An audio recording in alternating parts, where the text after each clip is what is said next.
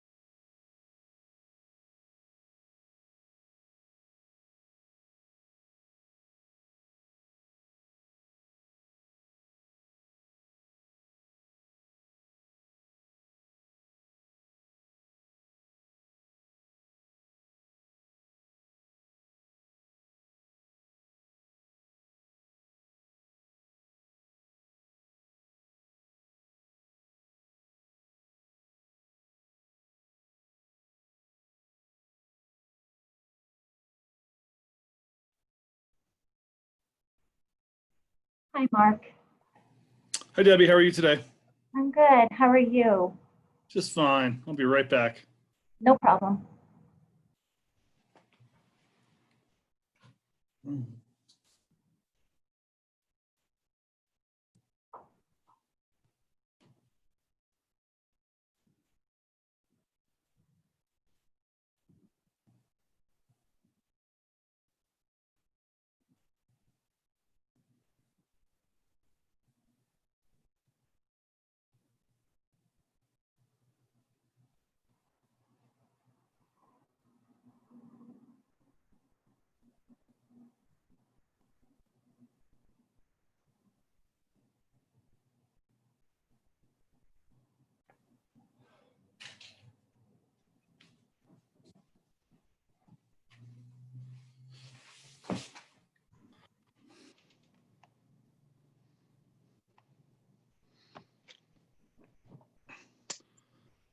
Well, folks, I got to admit, I hope this isn't an unusually long meeting because I'm going on a trip tomorrow and I have to finish all my packing. Oh, where are you going? We're going to go do a little float on the Ruby Horse Thief section of the Colorado River over there by Fruta, kind of. Ooh, how fun. It should be pretty nice. It's a nice time to be there because it's, probably 8 degrees as a high, and not that cold at night. It's pretty good. Pretty good. You can make this meeting as short as you'd like, Mark. I'm going to dismiss all the agenda items and just wrap it up straight to the end. That should be fine. I as I remember looking at the agenda when you sent it to me, Debbie, it didn't seem like there was a lot of unusual stuff on there. I think the update on the task force is really the major thing on there. Yeah. That's been kind of an interesting thing to be involved in.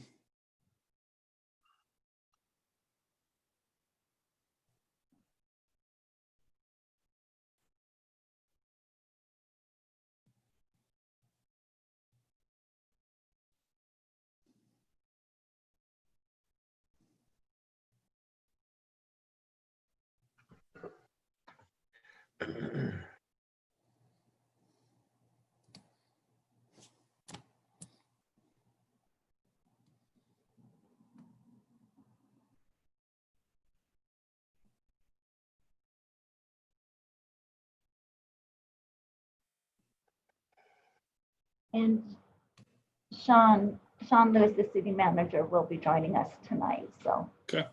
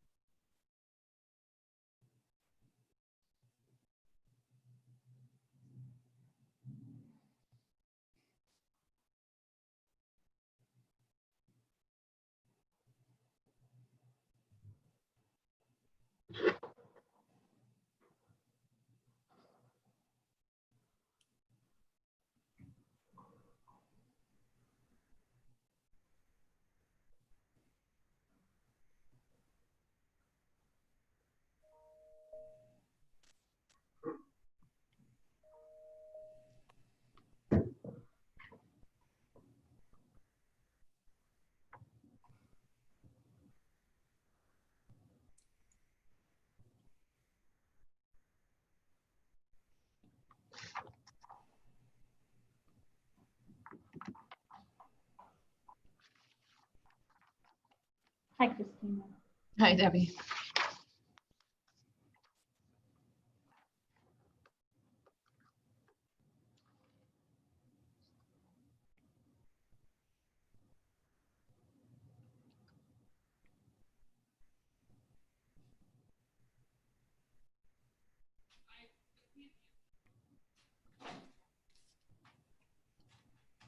We're going to have everybody join just right before.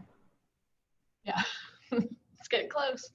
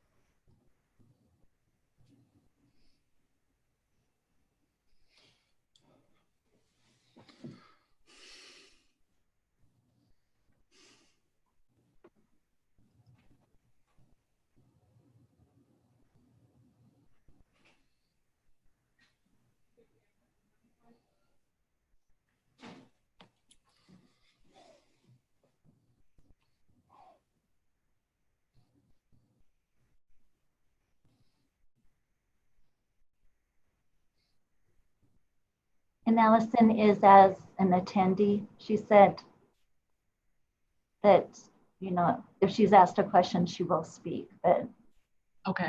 as an attendee. if Okay. not-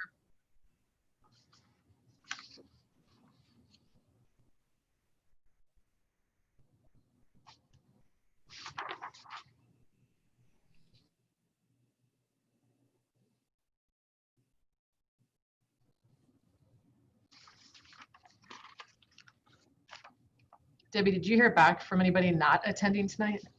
No. Okay. We have a small quorum for the, actually, we're good. We have a small quorum for the Parks and Rec Commission, and we've got Mark, Kate, and Jim, so. Okay. Hi, Kate. Hello. Hi, Kate. Hi, how you guys doing? Good. Good. Hi, Mark. Hey there. Jim, Give you're everybody. It looks like we got about 2 more minutes so we can get started. Thanks, Jim. Yeah. Hi, Jim. Hello. How are you? Good.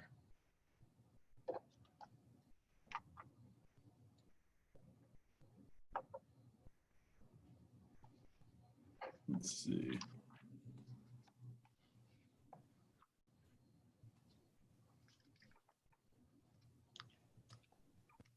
That's Allison and Paul. Okay.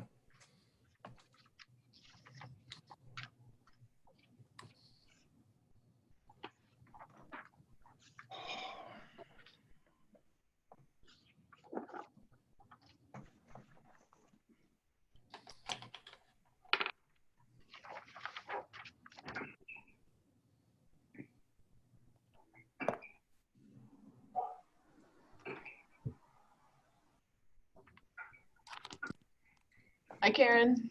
Hi. Hey, Stephen. Hey, how are you? Good. Are you enjoying the subcommittee meetings? Yes, are you? It's just funny that the first one was like so pro, don't touch anything, and the one that yesterday had all the new folks and just like, no dogs anywhere ever. Yeah, I'm very interested to see the final outcome of these meetings. Yeah. Yeah. I appreciate you guys being on those and just having the insight that you have and knowledge from previous research that's been done. So it's good to Kate's the expert on that, so I just defer to her and all of it, and I just kind of reiterate every once in a while, like the referral we put in here like a month and a half ago kind of splits the middle of this, but nobody liked it, so okay.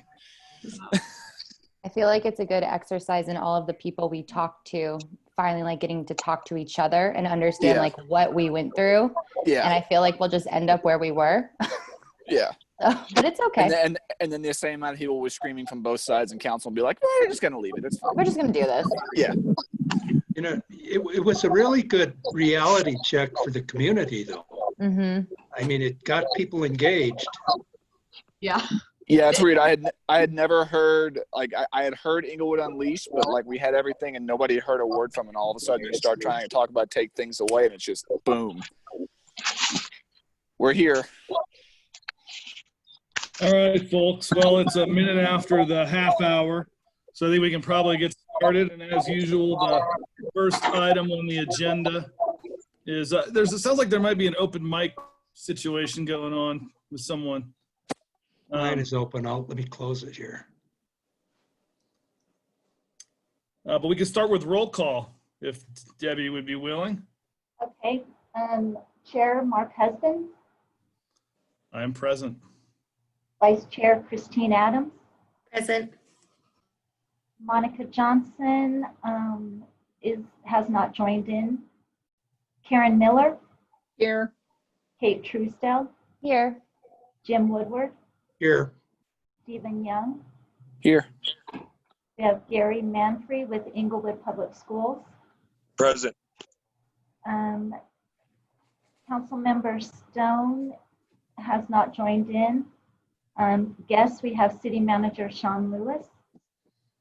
And staff, we have Christina Underhill and Dave Lee. All right, thank you. And Debbie, note Monica is on now. Oh, she is perfect.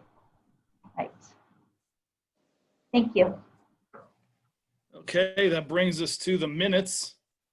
Does anyone have any comments or corrections on the minutes from our last meeting? I have a question. Okay. Wow, what happened there? Oh, okay. Under item 6 of the minutes, let's see, in regard to Canine Corral and Parks with Off-Leash Areas webpage under the city's webpage. I don't remember that part. What I remember is talking about they had found the funds, or the funds that were missing from the prior board had now been accounted for. But what is the webpage part? I'm sorry, I just don't recall that. So Jim, Dana had commented that the hours under the Canine Corral and Parks with Off-Leash That's right. webpage, the hours were incorrect. So she had just commented on that, letting us know. And those hours have been corrected on the webpage. Oh, okay, got it. Okay. With that, I'll move the minutes of September 10th. Do we have a second? I'll Second. second. All those in favor of accepting the minutes, say aye. Aye. Aye. All opposed? The minutes are moved. Okay, let me see if I can find the agenda and we can move to our next item.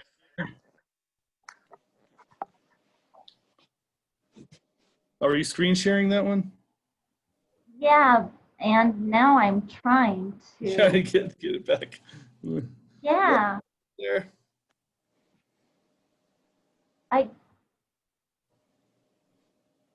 trying to. Let's see. Yeah, I have it open on the page. Got that. But let's see if I can do this.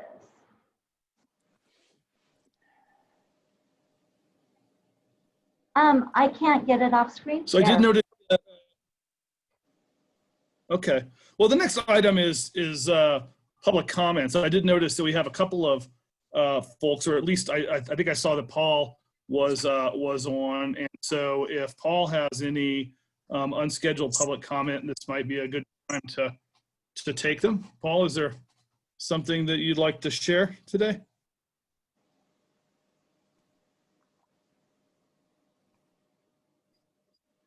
Okay. I think you should be able to now. Can everybody hear me? No? Yes. Oops. Yes. I can. Can everybody hear me now? Okay. I got it. I got another unmute button. So, no, I didn't have any, I didn't have anything specific for this meeting. I was just listening in. So. Okay, thank you, Paul.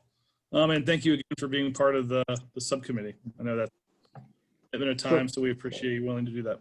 Sure. Thank you for having us. Okay. All right, and Christina, I did figure out the screen share part. Do you want to go and screen share with them? Would that be easier? Yeah, because I think that's our next item is your park improvement, and I think I did see your. It was working. Well, it was. Yeah.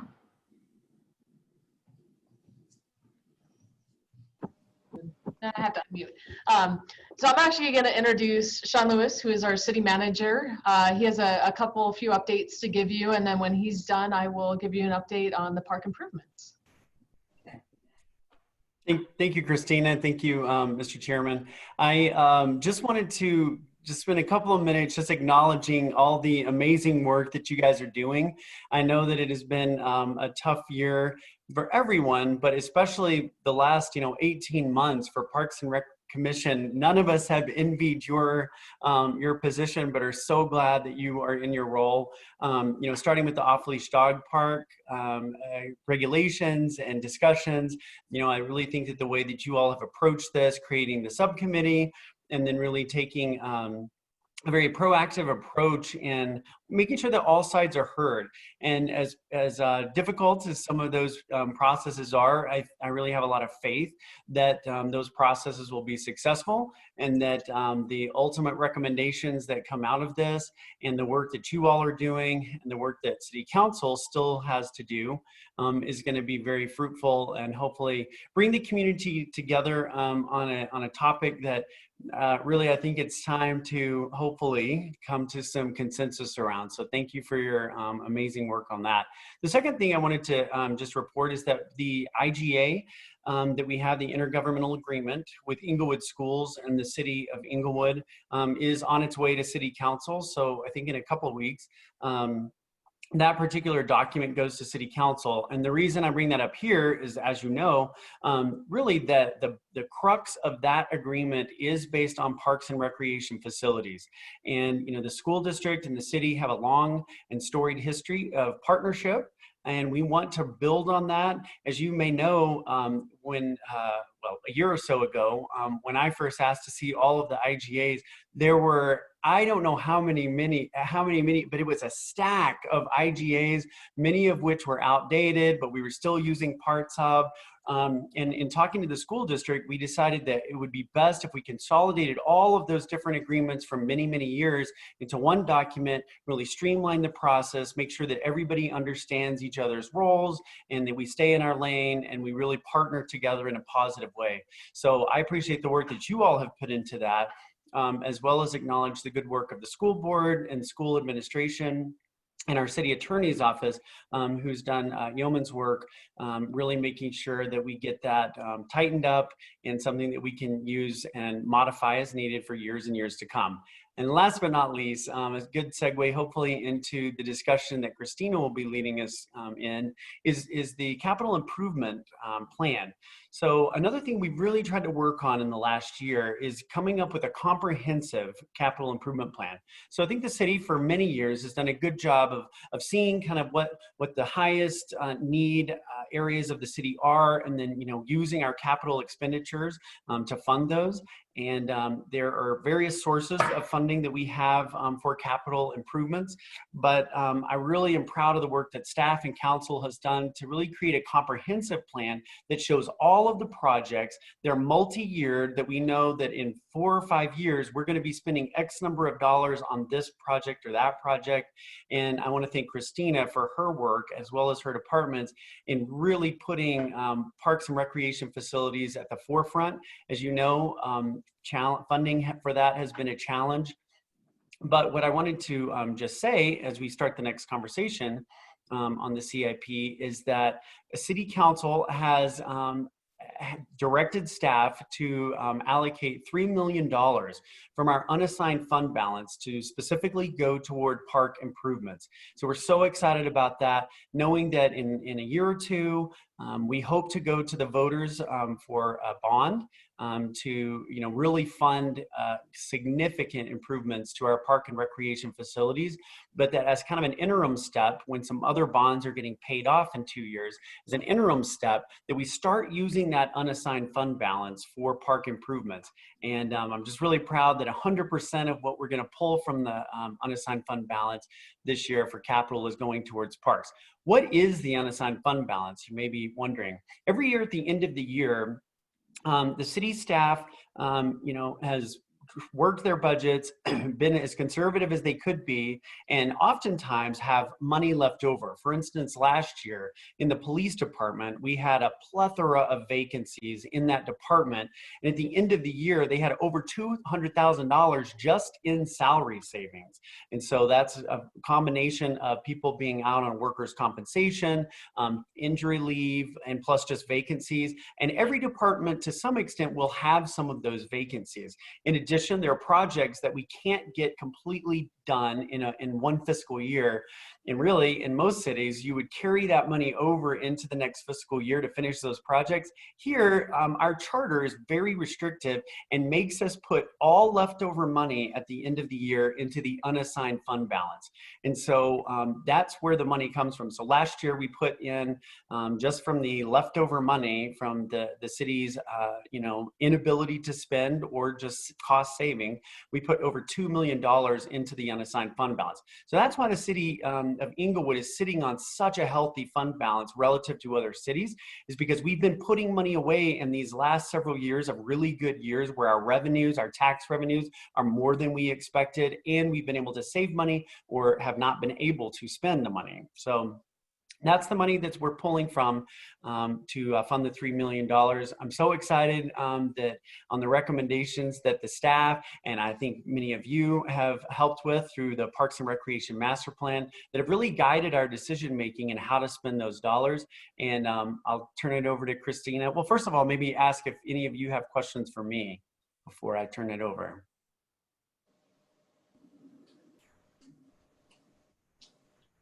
Go ahead, Christine. Okay, thanks.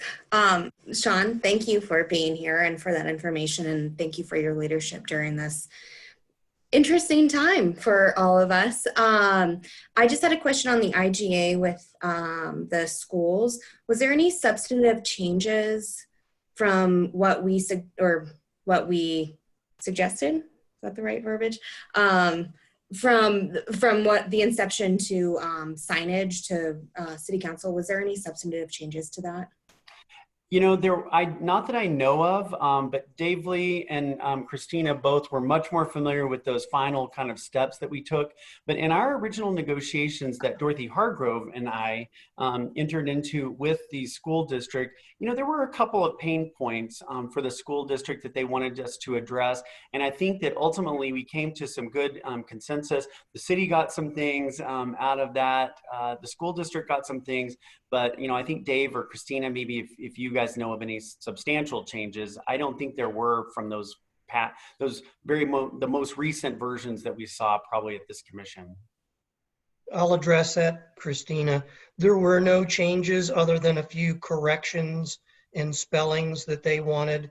They didn't like the way we had termed Colorado's finest. And so that had to be put out there correctly, and just a couple of other spelling errors were really the only things that were changed. Great, thank you. Any other questions? No, okay, I'll share my screen here so we can show you what we've been working on and what got approved by council. Let's see if this works. And you guys keep up the good work. I'm gonna stay on, but I'm turning off my camera. All right, I'm hoping you can see the screen, hopefully. If you can't, yell. So I'm excited about this. This is a fun time for parks and recreation, especially the park side. We know there's a lot of improvements that you all are very well aware of because of the master plan findings. And Shawn had tasked the department with identifying projects that we could request some funding for based off the unassigned fund balance and a potential to use some of that money, which is exciting. And so in researching and looking at the master plan and help from Dave and others, we came up with some recommendations that council so far has approved to move forward with, and we're very excited. 2021 is going to be a busy year in park renovations. So the first one, here's a list, actually, the projects that got approved, which is exciting. Baker Park, which will be on the north side, Centennial on the south side, and Cushing in the middle. So we tried to focus across the city and address different areas of the city, not just one specific area or one specific park. We'd love to renovate one full park and be done with it and walk away, knowing that we have some years to play with it and let it grow. But ultimately, we were able to find some options in each of these areas to do improvements. We also identified some funding for irrigation improvement, which is desperately needed throughout our whole system. One of the strategic plans for the city is improving our irrigation systems and parks, because we know water is a precious resource to Colorado, and when your irrigation systems are failing, you have flooding and other issues going on that cost in the long run. And then Little Dry Creek area, the plaza area, is another one that's in partnership with Mile High. So I'll get to that at the end. But the first one's Baker Park. If you've been to Baker Park, it's a very small little park. It backs up actually to school property. We did talk to the school district a while back, and there was interest from some organizations, sports organizations, in utilizing the field of the old school site. And it could be an option for the city to develop, but unfortunately the school district decided they wanted to keep it, which is fine, for potential use for the schools in the future. So for Baker Park, we've proposed a $600,000 for improvements. Our goal to use the funding towards is replacing the restrooms, new playground, updated picnic shelter. This park has not had any updates since 2006. And per the master plan estimates, and granted, every year estimates will grow, they don't get smaller. So based off 2017 estimates, the total renovation cost. Are you guys on Baker? Can you see it? Yeah, Christina, are you changing the slides? That's what I was kind of raising my hand to ask. It's not changing. Then it's just a surprise when I get there. Hold on, thank you, Debbie. Let me try something different here. I don't know why it's not changing. But so I'll keep talking. The total renovation cost for Baker is between $800,000 and $1.2 million. I'm guessing probably the high end of that, if we totally gutted that park and started fresh, would be 1.5. But the good news is, let's see if this goes. The $600,000 will actually get us some great new amenities at Baker Park. I mean, a new restroom facility that's pretty run down. The playground hasn't been updated. Those are visual things that people can see and can be proud of, especially in that neighborhood. So sorry, I'm trying to talk and do two things. Christina, do you want me to pull up the PowerPoint on? Or you got it? Does this work? Can you see the next slide? There you go. Yeah. Sure. That's strange. Didn't change anything. Just reopened it.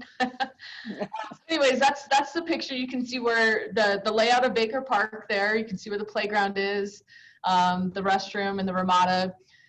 So part of the goal too is to increase safety of our parks. And as you can see, the restroom and the picnic shelter, the restroom blocks the picnic shelter. And so, you know, if you're a teenager, want to get in trouble, you go behind the restroom and you can do whatever you want. So the goal would be to expose the Ramada area, the picnic shelter, a little bit more so it's not hidden, be visible from the street, and be a little bit safer for people to utilize. Christina, I have a question on that. Yep, go ahead. In looking at that park, going over on Baker and just looking at it, the playground area, which you're going to, is so far to the south. I mean, it's right to the fence. Mm-hmm. And there's no trees, no shade. It seems to me that in the summertime, you can forget about that in the afternoon, especially these recent years we've had, which have all been in the 90s and stuff. I'm wondering if we can move that up, along with the shelter and the restroom closer to the street. Yeah, that's possible. The nice part about the playground being back a little bit, it's away from the street. So if kids, little kids playing won't have a chance to run out into the street. But I would agree with that. And part of the end of this year and moving into the beginning of the next, we'll start this design, and I want you all to be heavily involved in helping us with that too. And that's a great recommendation. We'll make note of that. And as we go forward, like I said, whatever ideas you guys have, granted our funding's only what it is for this year, and we'll try to do as much as we can. A shade structure may make sense. There's new playground structures that actually have shade areas built into them that could be incorporated. We could look at moving the location of the playground too to be more in the tree area, so it does have shade.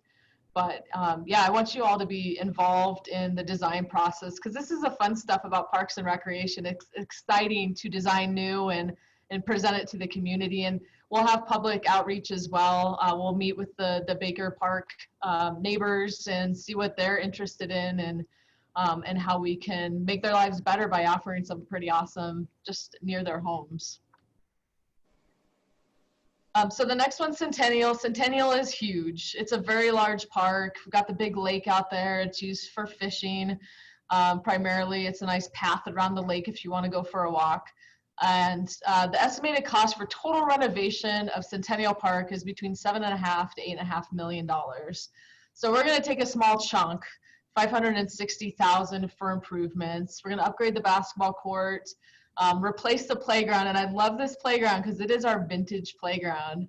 If you played in the 80s as a kid on playgrounds, this is what you played on. It still exists. So I don't know, it's a selling point for this park too. We got the merry-go-round out there. There's a lot of things you don't see in parks anymore. If you do, they look very different. So anyways, we need to upgrade it for safety reasons. There aren't any really safety concerns, but just, you know, it's metal, it does get hot.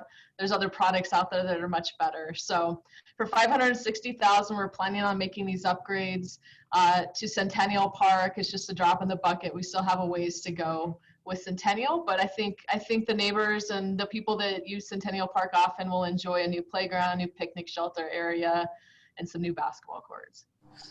Hey, Christina, didn't we just repave all of the basketball courts? What's actually being done to them? We painted them. So we can look at doing a post-tension basketball court. Dave may have a little bit more insight on that. He's our go-to for park renovations. He's done a good job with that. But the basketball courts are cracking, and there's some issues with them that we need to address. And the courts isn't long-term. It's temporary type fixing, and I think it's every other year we need to redo the court. So hopefully with an upgraded basketball court, it won't be as often that we'll need to touch them and do renovations to them. Steve, if I can jump in here to answer his questions. Virtually all of our basketball courts and tennis courts are made out of asphalt. As we all know, asphalt pits and it cracks and it doesn't really give you a great surface. So we resurface them probably every other year, and they last a couple of years, and then we resurface them again. By doing post-tension, probably that's a 30 to 50 year lifespan on a court, and all we would have to do there is add new color to them every few years. Gotcha. Okay. Thanks, Dave. All right, so the next park is Cushing Park, and this is exciting. This is a conceptual plan that was actually done more recently for this park, and we have $750,000 for improvements. Initially, when we put this together, we had $550,000 to do the parking lot and the skate park, and council had an additional $200,000 to do whatever they wanted for capital improvements, and they selected to upgrade the picnic shelter at Cushing Park to be better.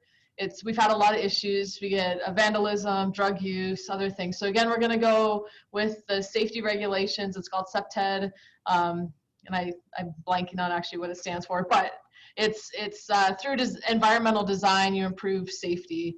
And so we open up the picnic shelter area so it's more visible from Inca and Dartmouth. And then move the skate park. The skate park is currently on the south side of the park. If you've been by there, it's old equipment. It's the metal type elements you can skate on. It gets heavily used. There's always kids and adults skating over there. But the goal would be to build more of a concrete-based skate park that will last a long time and probably be a little bit safer than the metal type equipment that we currently have at Cushing. The other idea in using this funding is to upgrade the parking lot. The parking lot is only accessible through the neighborhood right now. And so we would open it up to Inca. So it's a right turn in and a right turn out. You can't make left turns there because of that curve that exists on Inca. It's a little too dangerous to go left. So the goal is to do the picnic shelter and upgrade the parking lot and then move the skate park and renovate that so it's a nice area. So part of the skate park will be taking over the parking lot. The overall renovation costs for Cushing, there's a lot we want to do out there, is between $5 and $6 million. So again, this will take a little chunk away from it, and hopefully if we can get a bond to pass in the near future, we can do a full renovation of our parks, especially Cushing, because it is a very popular park. Councilmember Stone, do you have a question or a comment? Yeah, I forgot to ask you the last time you were talking about this. You said a part of the parking lot would be used for the skate park. Can you kind of show us where on with the cursor there? Like if you have a rough idea. You see my cursor? Yes. Cool. So the parking lot is actually this area right here. Oh, I see. It's in the picture. I'm sorry. Yeah. I thought maybe it was like off the bottom of the picture there. That looks like an awesome idea. I love it. Perfect. Good. Hey, I have a question about that as well. And I know that this is preliminary and there'll be community engagement and all sorts of things. But as somebody who pre-COVID took the train every single day, I know that there's a lot of RTD parking on the west side of that parking lot. I mean, it's full and RTD parking goes into the neighborhood. And so I'm concerned about taking parking lot space because that will mean more traffic in the neighborhood and more parking in the neighborhoods. So I am a little concerned about that design. I'm not putting an objection to it, just stating that I am a little concerned about taking parking away from the train because that will put it into the neighborhoods. And that's a valid concern. I know there's some changes going on with RTD, and I don't know specifically what's happening, but there has been talk of the parking lot that's just west of Cushing Park could change. And with the DDA coming on board, there might be some changes that are going to happen. And I don't have the specifics on that, but go ahead, Councilmember Stone. Yeah, so there's the whole city center redevelopment that's coming. And granted, ground isn't going to break on that for a year or two minimum. I'd say 2 years is probably a realistic timeline for them to actually start doing anything physical. But that RTD parking, what our contribution is to the RTD parking and then what RTD contributes is all kind of in a state of flux right now. And there's ideas being floated for parking structures in the area. I'm not super in love with that idea. Like parking garages seem like a giant waste of space to me. But it is one idea that was floated for dealing with the combination of trying to get, trying to make it easier for people to come to the area, to take part in the commerce of that area and bring a little bit more traffic into it. And then also to compensate for any changes to the current RTD parking lot areas. And again, we don't know what that actually looks like. It's just, there's a lot of conversation going on around how that parking is going to change and in which direction, whether it's greater or lesser, because we're trying to foster this walkable community, but also people have to be able to get to the community to walk in it, right? So there's a little bit of a tension there that we're trying to find the balance in. I think that. I appreciate that. And I just want to make sure that when we do our community development or development work with this particular park, that we're taking that into consideration and marrying the two plans together, because it doesn't make any sense for us to plan Cushing Park separate from this other idea. And I don't want the surrounding neighborhoods to be impacted by one or the other without taking both into consideration. So I appreciate hearing that, and I've followed a little bit, so I those more than a little bit. Yeah. So appreciate those plans. But I just want to reiterate how important that is to not impact the neighboring communities without taking into consideration the impact that one or both will have on those. Yeah, it's got to be a holistic approach.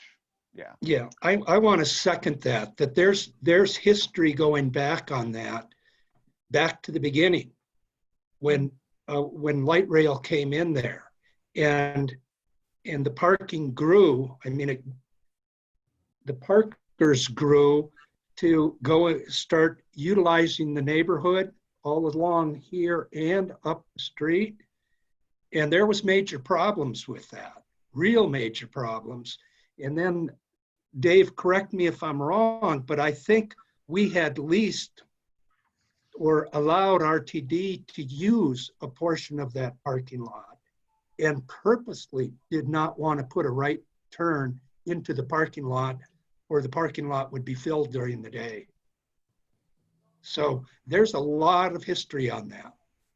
And I would encourage whoever to go back and start talking to some staff that's been around for that. I don't know if there is any staff left that's been around for that, but Yeah, certainly people are. I appreciate your all for sure. And that's something we'll work with community development staff. And yeah, I agree. We don't want to impact the neighborhood and obviously this park is for the neighborhood, so we don't want to have everybody from RTD parking on the streets. It will be interesting after COVID. I've heard a lot on the news and other places of a lot of people may not be returning back to offices. They can work from home. So that's impacting RTD. I believe RTD is making some pretty significant cuts too to their staff and services. So it's a bridge we're going to cross, and obviously through design of the new park, again, we'll meet with not only city staff, but involve the neighborhoods too, to voice any concerns they have and buy into this project and make sure that they approve as well. So we'll take those, we've taken notes on that, and we'll definitely stay on top of it before we go too far into something that we can't get back out of. Okay. I have another question on the skate park. Or wasn't that further up into the park, up in near Dartmouth? I thought we had it up there to get it away from the neighbors. That was the big reason, well, one of the big reasons we were moving it, because of the noise right across the street to that neighborhood, to the south. Jim, if I can jump in here, I think I've got a little bit of history on that. That was the original recommendation, Jim, with the 2006 master plan. This newest iteration came about in 2017. And Right. because we had contacted the police and they like this location where it is now because they can see it off of Inca. And it is all concrete, which will greatly reduce any of the noise that comes off of the metal skate pieces that are currently there. Got to remember that little kids skate on this as well. And I think putting it too close to Dartmouth could be a safety issue as well. Okay.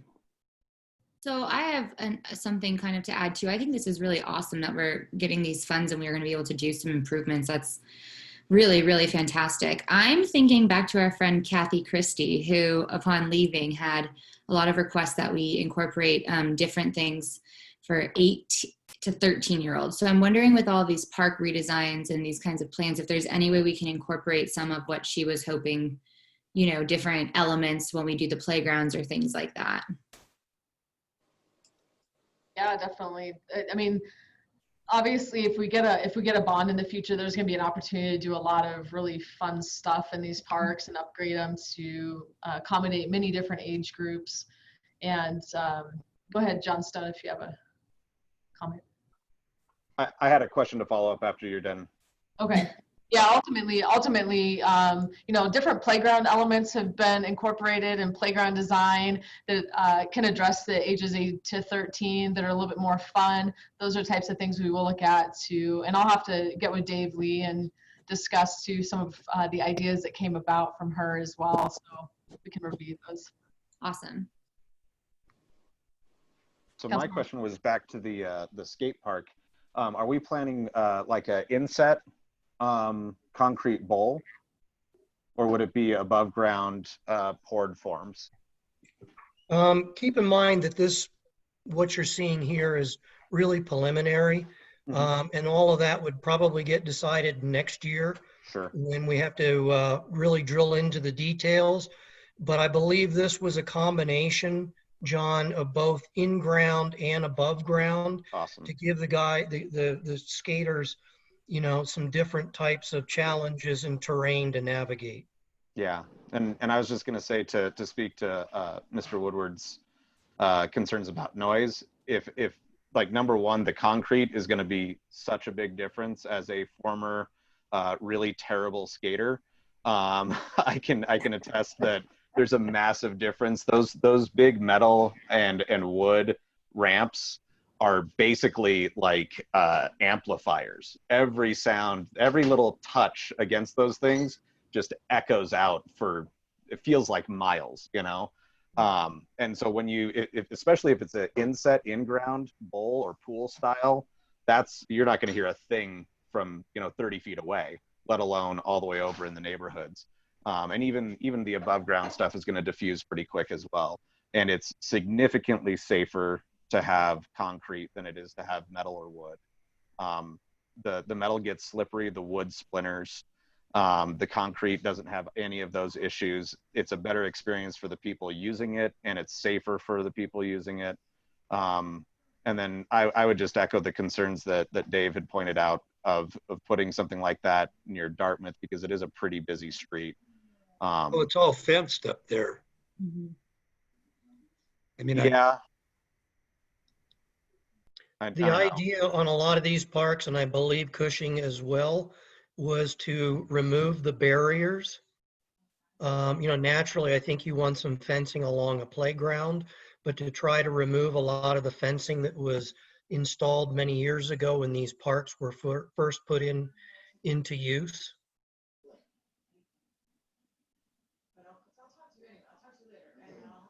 Yeah, I mean, I like the idea of not having fences around anything that doesn't need it, but. Isn't there some historical archway or something up on that north end, Dave? Yes, there is. That was donated by Swedish Hospital. That's a large archway. I don't remember what it was called, but it was moved and placed there. You can see it in basically the upper right-hand corner.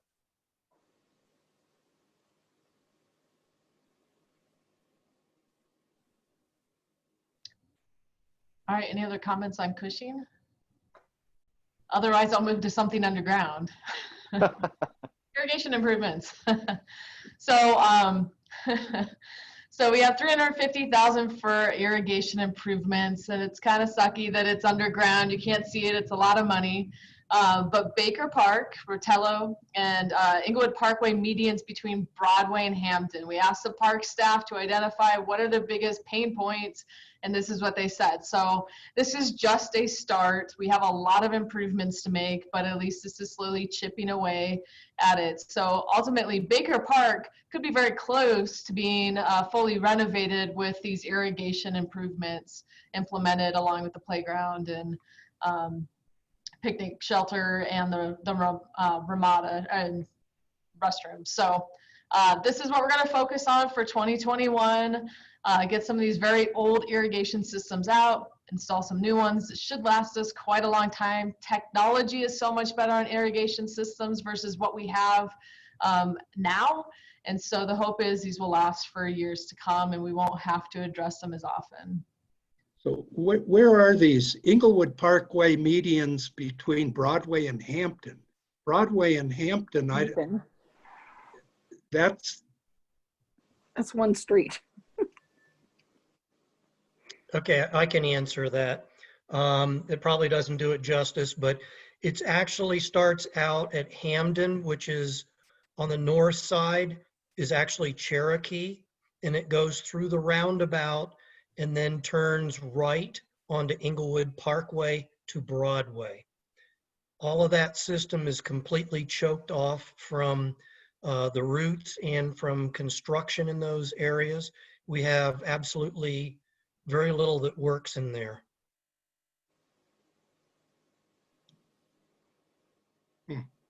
So it's on Inglewood Parkway. Inglewood Parkway / Cherokee. Okay.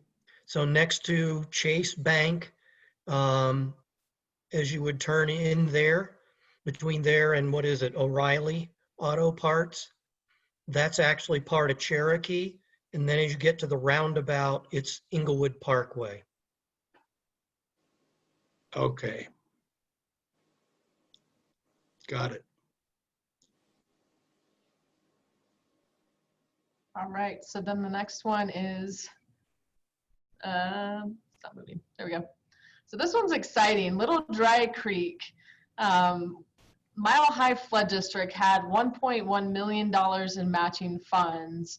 We've already invested $360,000 into this project for phase 1, but there's so much more to do. And so council has approved us to use another $740,000 to get us to the 1.1 matching to complete phase 1 of the project. In phase 1, because I'm not in presentation mode, I think I should be able to blow this up a little bit so you can see it.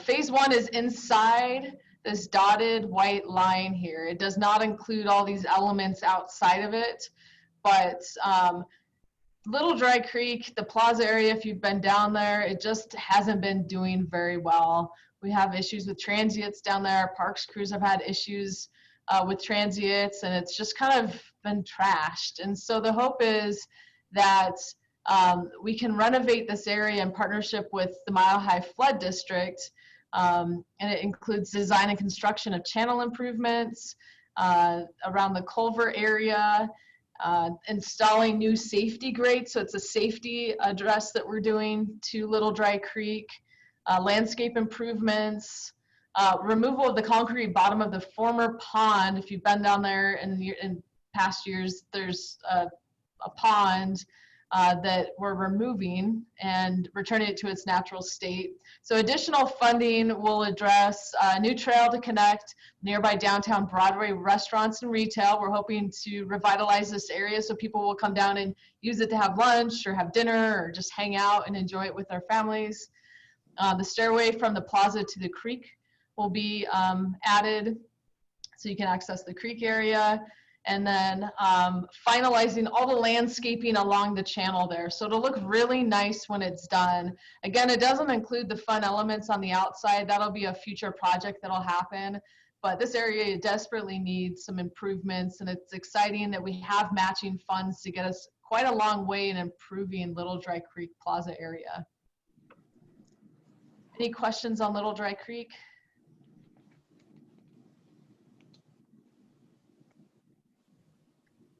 So this is just the overview of what we'll be working on in 2021. We've got Baker Park at 600,000, Centennial Park at 560,000, Cushing at 750,000, the fun irrigation improvements for 350, and then Little Dry Creek at 740. So the total cost for our park improvements for 2021 will be $3 million.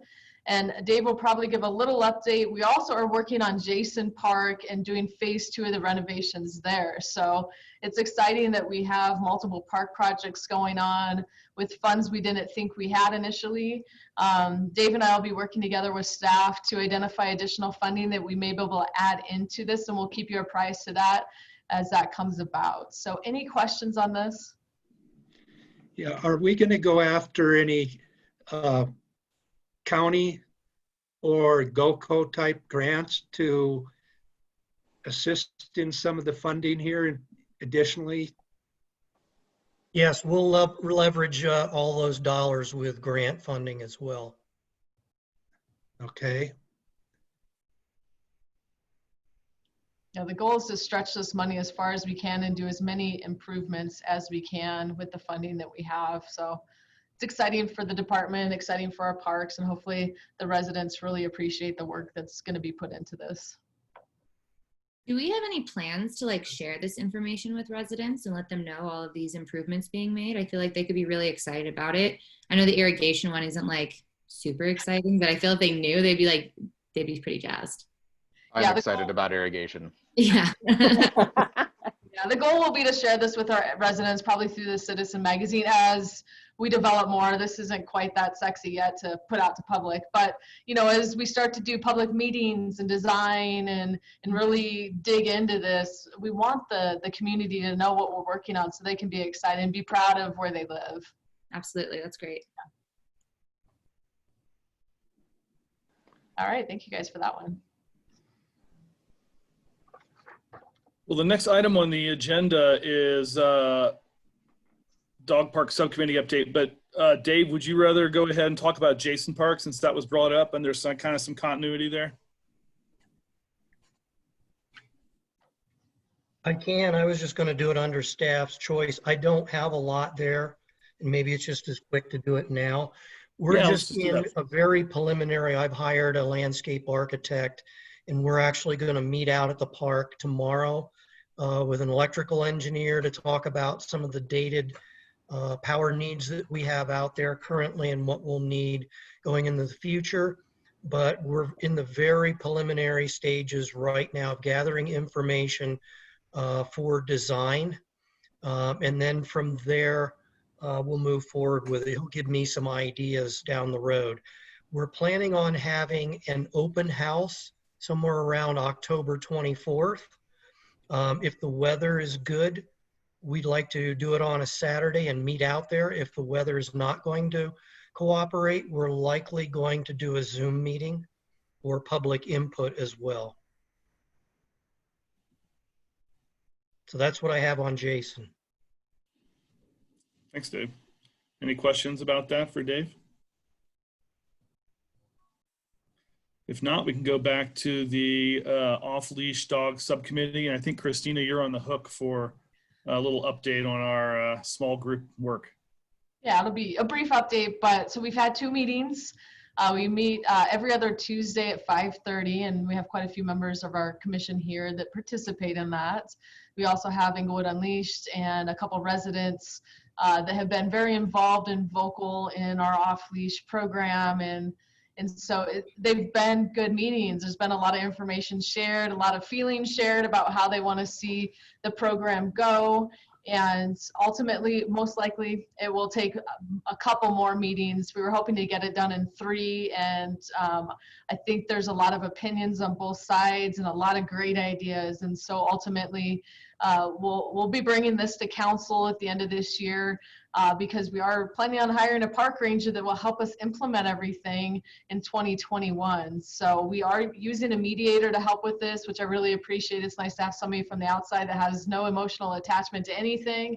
They're just mediating the meetings and keeping them moving forward. And so that's been a big help in continuing the process and off-leash and how the program's going to end up being. But yeah, it's been good. So I don't know if any of the committee members, the subcommittee members, want to make any comments on their view of the meetings.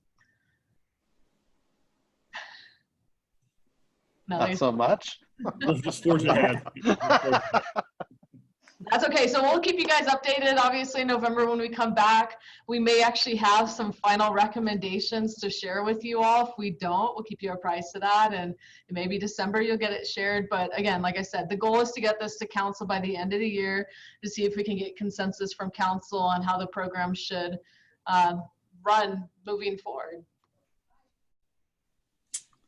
Okay. Thank you, Christina. Well, that leads us to staff's choice. And Christina, do you have anything else since you've already been going there? So we have a Halloween event that's going to happen here at the Civic Center on the 2nd floor parking garage on the south side. It's going to be a trunk or treat event, and it's going to be 4 to 8 p.m. on October 24th. So it's going to be a busy day on the 24th if we have our public meeting out at Jason Park, and then we have the Halloween event, and we have Shadows of Sleepy Hollow going on down on Broadway, which is exciting. I think tickets are selling out, so if you're interested, you can find the link on the city's website. Just search for Shadows of Sleepy Hollow, and so that's all I've got. Thank you. Thank you. Dave, do you have anything else? Yes, I do, Mark. I also wanted to, what I realized on Jason is I didn't do a very good job of saying what we were looking at. Currently, we're looking to replace the restroom, the picnic shelter, and the basketball court out there. The basketball court is asphalt. The picnic shelter and the restroom are probably 40 years old from the 1970s, and we think all those would be much appreciated and nice amenities for Jason. As Shawn had mentioned, the IGA with the schools in the city is going to council for approval on October 19th. Romans Park, we continue to make progress on the construction there. They've been forming in the playgrounds over the last week. The tennis courts are finished, but I'm waiting for the contractor to actually put safe locations to enter in. We need some ADA ramps on the north or on the east side.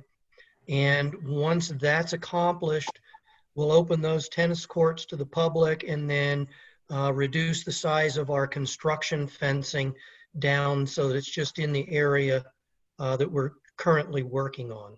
So I hope to have that done middle of October.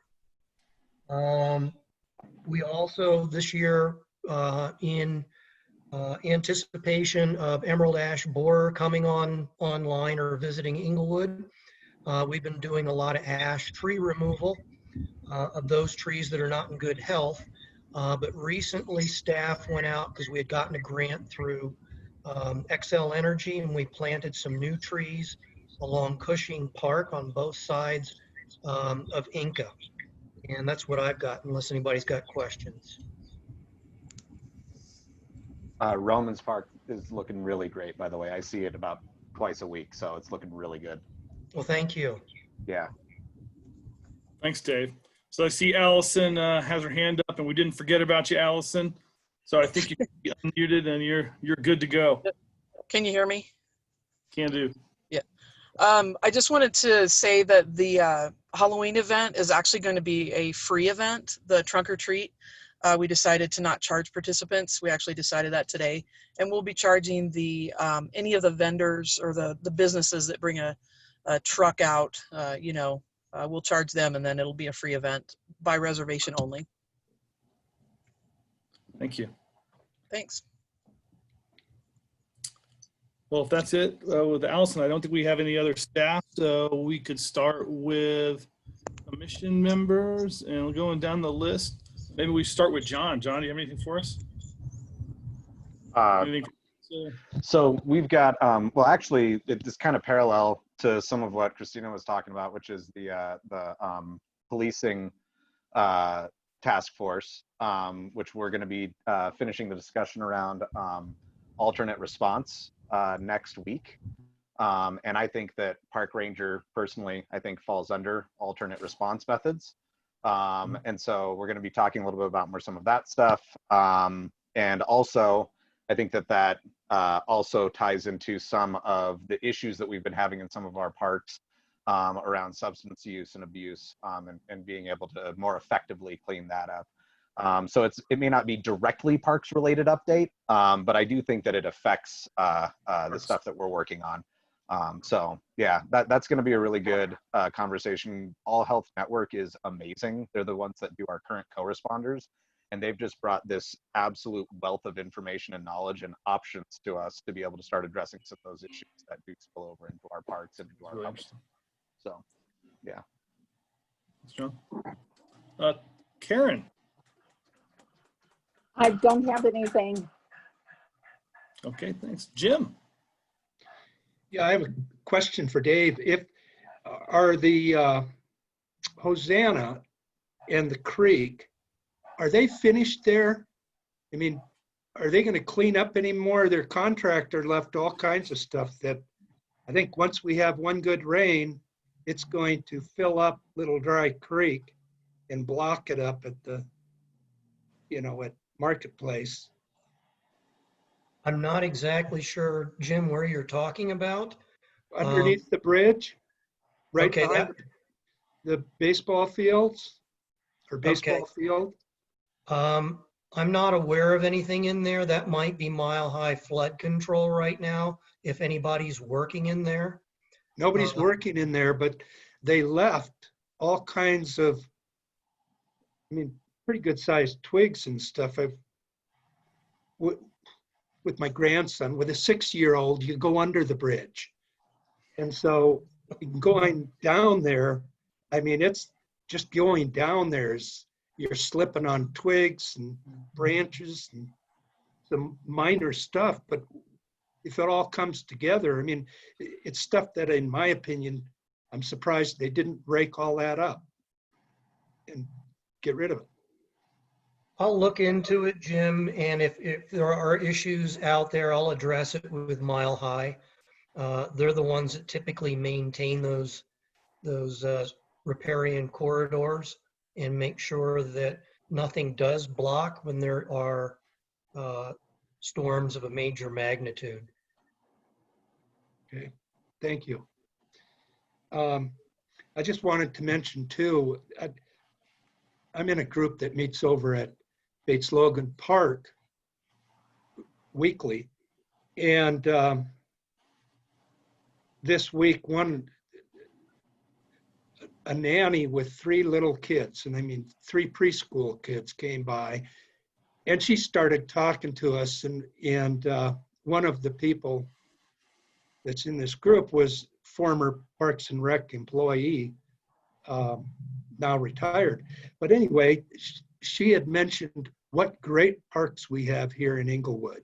And did we know that Romans Park was, you know, being all fixed up and stuff, and she was really excited about that. And her 2 little girls and a little boy were just really excited to have been at the park. And having been in all the parks this summer quite often, a lot of people are really enjoying them. So I think staff has done a great job. That's all I had. Thanks for that comment, Jim. Well, that brings us to Christine. I don't have anything. Okay, thanks, Christine. Gary. Nothing for me, Mark. All right, thanks, Gary. Kate? I have one thing that just came into my mind when we were talking about Cushing Park. I think it was March that we met and talked about the mural and getting the schools involved in that. So I'm just wondering, where does that stand? Just because I'm curious, and I think it's a fun project. Dave, I don't know. Yeah, do you want to give an update, Dave? My update is I really don't have an update. I think that kind of fell by the wayside with COVID and everything. It's certainly, we've got a meeting scheduled with Inglewood Schools. I think it's next week, somewhere around the 19th. But I'll bring that up with them and see if we can't revitalize that now the schools are back in session. Cool. Thank you for that reminder. Yeah. Do we really want to do that if we're doing something with the skate park in the short that's term? something to consider. We'll look at timing, and we'll let them know it'll be a temporary art piece that we may be able to preserve in a different way. I know Dave's worked with some really good playground renovators that have done some cool stuff with old playgrounds, and they might be able to use some of the skate park stuff to decorate somehow. So if we do end up doing some art, we might be able to preserve it, but we will keep that in mind. Yeah, I'd hate to have a kid get all excited to paint something and then we destroy it. I think there's enough time in between all of this and construction that it would still be enjoyed and appreciated. And I agree with what Christina said. I think that we can incorporate that into any kind of improvements in Cushing Park, even if we hold on to it for a while and then address it once the park is completely renovated.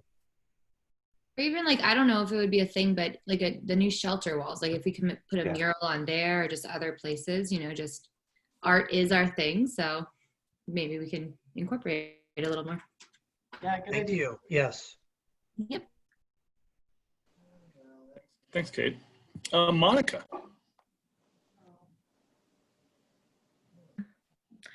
Well, I just want to say you guys are really a delightful group. And during this time with so much turmoil in our country and the world, it's really nice to come to this meeting and talk about some positive plans to make our community better. And I also wanted to say on the Off-Leash Park, or the Off-Leash subcommittee, it really felt like we were kind of getting close to a tipping point. People are starting to, you know, realize everybody's going to have to make some concessions. So that looks really hopeful as well. And then I also just wanted to throw out a question to Dave Lee that maybe we can talk about outside of the meeting, but I'm interested in getting with you to talk about what you're doing in the parks about the emerald ash borer as the code enforcement committee continues to try to prepare the community at large for how they can mitigate this coming problem. And that's it. I'd love to meet with you at some point, Monica. Just let me know. Awesome. Thank you. Thanks, Monica. And Stephen. I am good. Well, I'm good too. And so if no one else has anything else to add or share, then I think we can call this meeting adjourned. Well, thank you, everyone. Have a great day. Have a good night and a good weekend. See you guys later. Bye. Have a good one, guys.